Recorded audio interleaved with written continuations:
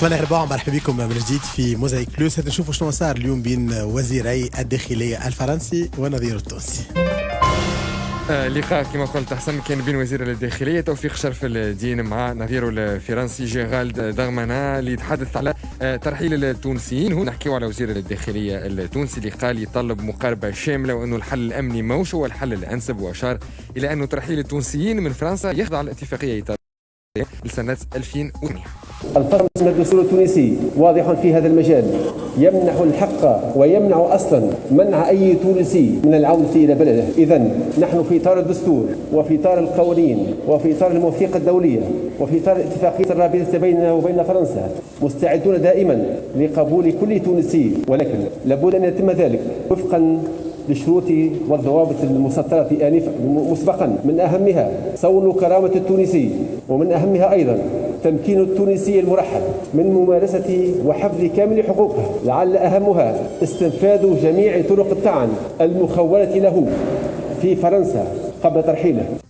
وزير الداخلية التونسي أشار زادة للمساهمة اللي تقوم بها الجالية التونسية في فرنسا. نحكيه هوني على الجامعات، على المخابز وكل المجالات في فرنسا، واعتبر أنه اليوم يلزم نبحثوا على مقاربة شاملة تقوم أساسا على الحلول التنموية والاجتماعية والثقافية.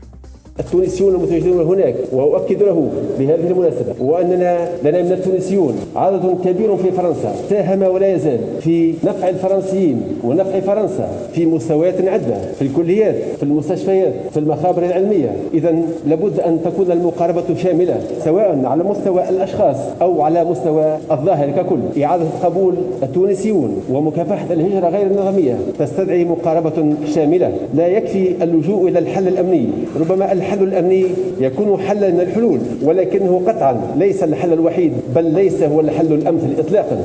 هذا بخصوص كلام وزير الداخلية التونسي توفيق شرف الدين. هات نسمعوا وزير الداخلية الفرنسي جيرالد دارمانا شنو قال، وهوني تحدث على الدور اللي لعبته تونس بعد عملية نيس الإرهابية.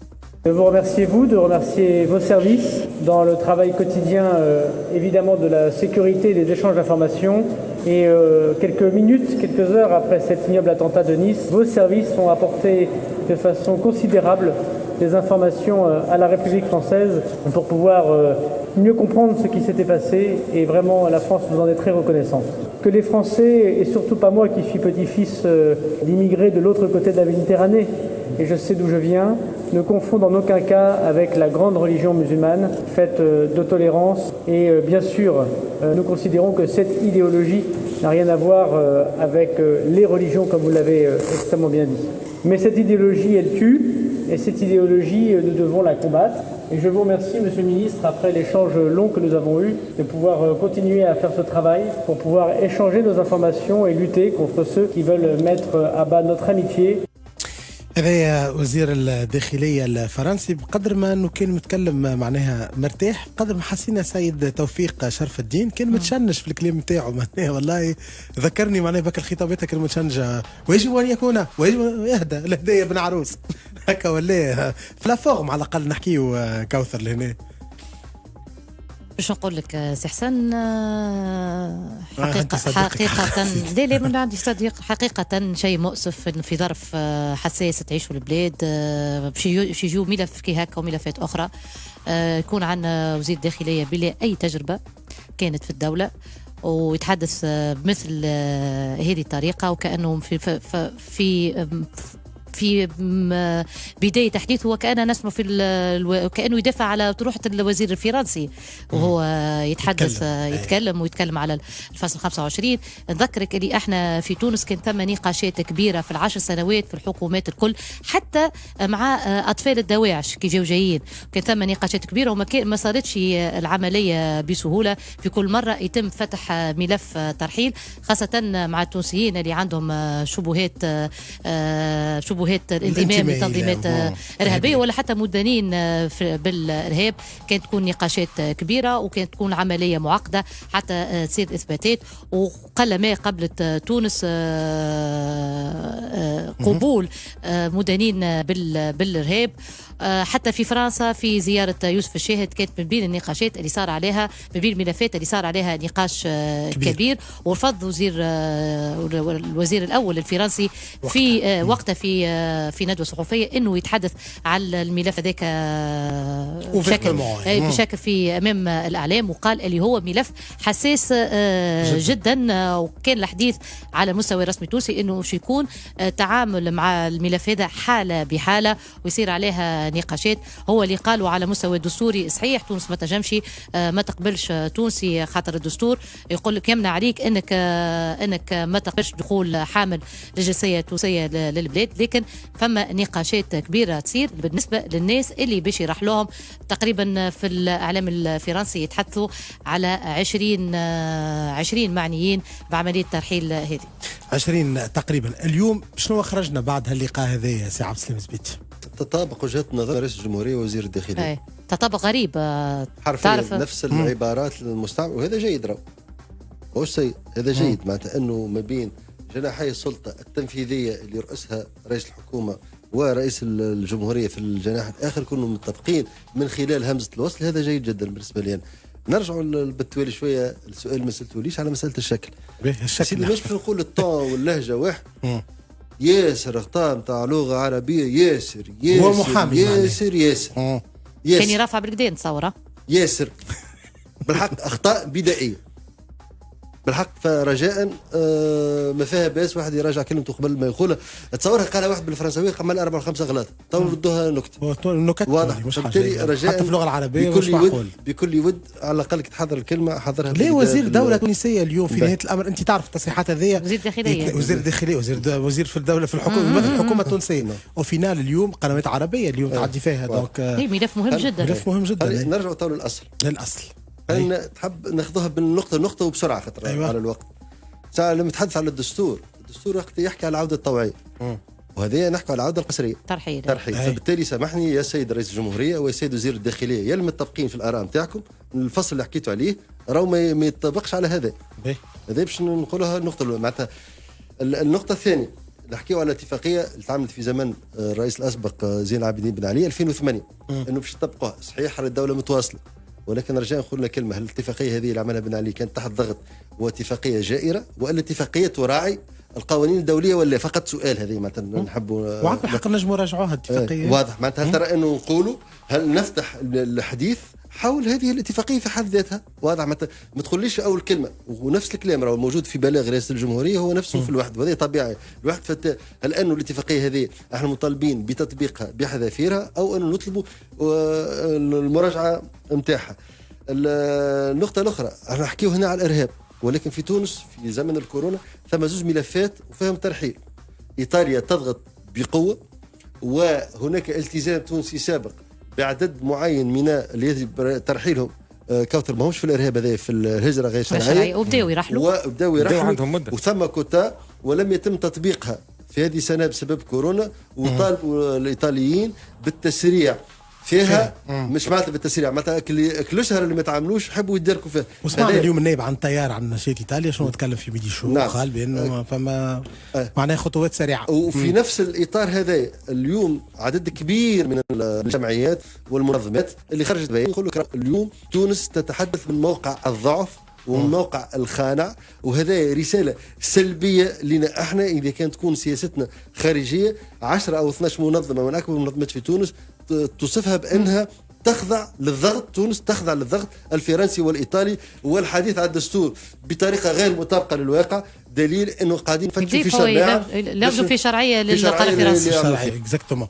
هات نمشيو مع ادانتنا للارهاب مش نقولوها او مش نقولوا كذا مع ادانتها، ولكن نحب دولتنا قويه وتتفاوض. هذا هو اللي بالفايده. وصارت في الحكومات الكل كل الحكومات المتعاقبه رفضت انه يتم فرض الملف كيف ما هكا من جانب احادي. اي وكان ديما ثم مفاوضات عسيره حوله. نمشيو الاقوال اليوم. نرجع على كلام وزير التنمية والاستثمار والتعاون الدولي السابق والعضو جديد في حزب افاق تونس فاضل عبد الكافي اللي كان حاضر اليوم في برنامج ميدي شو مع ابو بكر بن عكيشه وتحدث على مراجعه منوال التنميه كخطوه اولى في طريق الاصلاح، واكد انه اليوم يلزم التقليص في عدد البنوك الناشطه في تونس، وقال زاده انه من غير المعقول انه يتم العمل بقانون صرف يرجع للقرن الماضي. الريبونس نتاعي ما نجموش اليوم كانت حاب دفاع وطني، امن قومي، تربيه قوميه، تعليم عالي، ثقافه، نقل، صحه، ما تنجمش انت تبدا فيهم متميز كدوله كي تبدا عندك 10 بنوك، وكي تبدا عندك الدخان وبعد تداوي الكونسير، وكي تبدا عندك ستير كي رافينا بلو شير كو لو بري دو بترول رافيني في العالم، وكاتاستروف على زرزونه وعلى بنزرت نهار القدر الترشق تشوفوا شنو باش يصير. فهمني؟ لا ما تقولش اللطف، هو اللطف بيان سور، ولكن صارت راه في علمك اللي تاريخيا صارت. وتعرف علاش وقفت الحريقه ولا خاطر يافي تري بو دو كاربورون كي زيتي اون تران دو رافيني. هذه ارجع بها المعلومه يقول لك يعني ناس ساكنه بحذايا راهو ستير، لازم الناس تفهم ستير كانت تتبدل سي بو بكر طونكاش بترولي ولا ترومبا نتاع ايسانس، ترومبا نتاع ايسانس سي با دو جيني، خاطر احنا جا ربي حطنا على الميديتيراني اللي هي لوتوروت دو كوميرس انترناسيونال، تولي ذهب وما نجمش نبيعها للخواص اللي يعني يتهم فيا بالليبراليه المتوحشه هذيك لي غو ستركتوري وتقعد دون لو جيرون دو ليتا. اما لازم الخدامه يقعدوا عامين يقفوا الخدمه، ولازم الجي تي تي تقنعهم واحنا نقنعوها ويخلصوا، مش باش نخليو زاد الناس نفقروها. تونس تنجم تتبدل بجرة قلم من خلال إقرار جملة من الإجراءات. هذا كلام فاضل عبد الكافي يتحدث على الإجراءات هذه، قال نجم تسهل حياة المواطنين واعتماد الشراكة بين القطاع العام والخاص كما معمول به في عديد من الدول. تكلم فاضل عبد الكافي زاد على مثال معمل الحلفة في تونس اللي قليل وين سمعنا شكون تحدث عليه. نحب نقول لك شنو الحل نتاعي الفوسفات، لازم نحلوا راس المال الناس تخدم فيه، والسن سي بي تاع القصرين اللي انت تعرفها مليح داكوردو سي كاتاستروف مش فينانسيير برك، تتكلف 40 مليون دينار على الدوله نبعثوا لها، خاطر احنا قويين في الجارغون نسميوه بودجي ديكيليبر كي في ريان دير فو دير البير 40 مليون، الدوله تبعث لها 40 مليون كل عام، 40 مليار بالفلوس نتاع كي نحكيو في العموم مليار.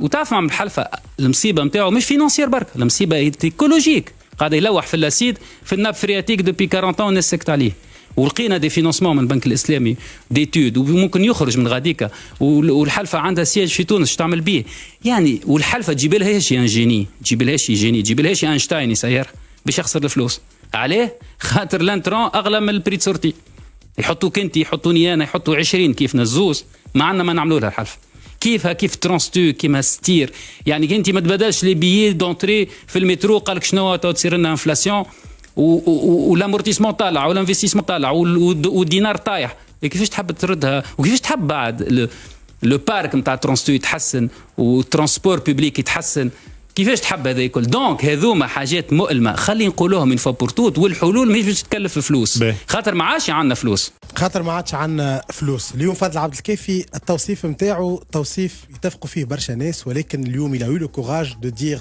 tout haut ce qu'on pense tous tout bas. كل صدق قالوا مرارا وتكرارا.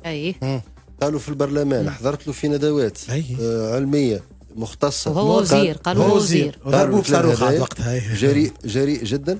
ويقول راهو تونس قادره، ذكروا القول اللي نستضحك عليه، قال تونس تنجم تكون سنغافوره ولكن نحلوا الملفات الحقيقيه. القوانين اليوم يقول العباره خلينا نلخصها خاطر على الوقت، نقول انه نحبوا نطوروا بلادنا، راهو اذا كان باش نكملوا نفكروا بالعقليه هذه اي ملف باش نعملوا باش ثوره اجتماعيه، فبالتالي اليوم لازم نحطوا الملفات الحقيقيه على الطاوله وبالدوسي ونحلوها. واللي قالوا على ستير فعلا حرائق تمت كبيره وشويه تنسفت بنزرتب كلها، اللي قالوا على حرف القصرين صحيح، اللي قالوا على الفوسفات صحيح.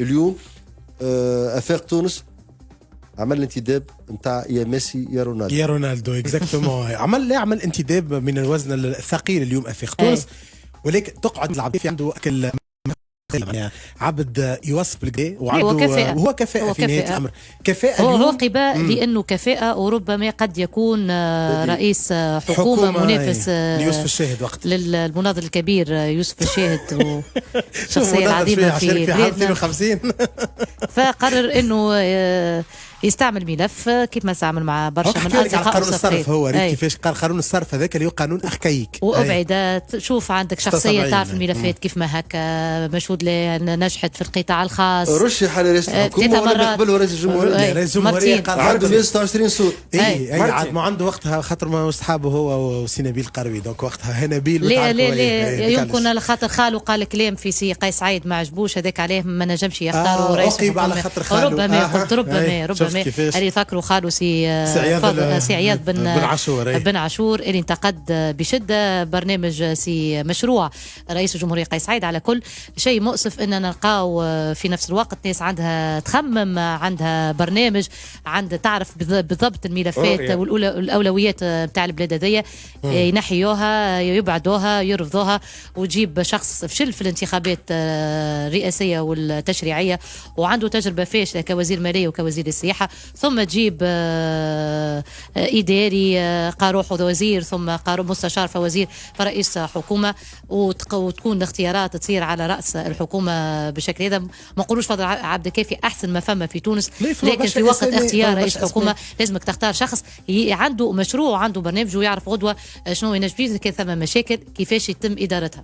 هو حتى وقت اللي ترجع في الاختيار نتاع وقتها نتاع سيلياس الفخفاخ وقتها كان معناها زوز خاطرو ثوري، خاطر يمن بالثورة هذيك اختاروه. فما عباد عندهم سي في اكثر منه، معناها نحكيو منجي مرزوق والا على حتى على حكيم بن حمود. على كل حال هذيك تبقى الاختيارات عند سيد رئيس الجمهوريه. هكا اخترنا احنا نظام يختار ويقعد قاعد في القصر ما عاد يدخل في حد شيء، يصير وينه يعمل في قابل حركه الشعب وقابل التيار الديمقراطي، ما ثم حتى شيء الصفحه الرسميه للرئيس. مريناش فايس العروي ظهر لي فما ان شاء الله نشوفوه سيد رئيس الجمهوريه في الايامات الجايه يحكي لنا على الاقل ويدلي بدلو في الازمه دي. شكرا لك سي عبد السلام، شكرا لك كوثر. تو اخبار 8 على موزايك FM 8 دقيقه على موزايك.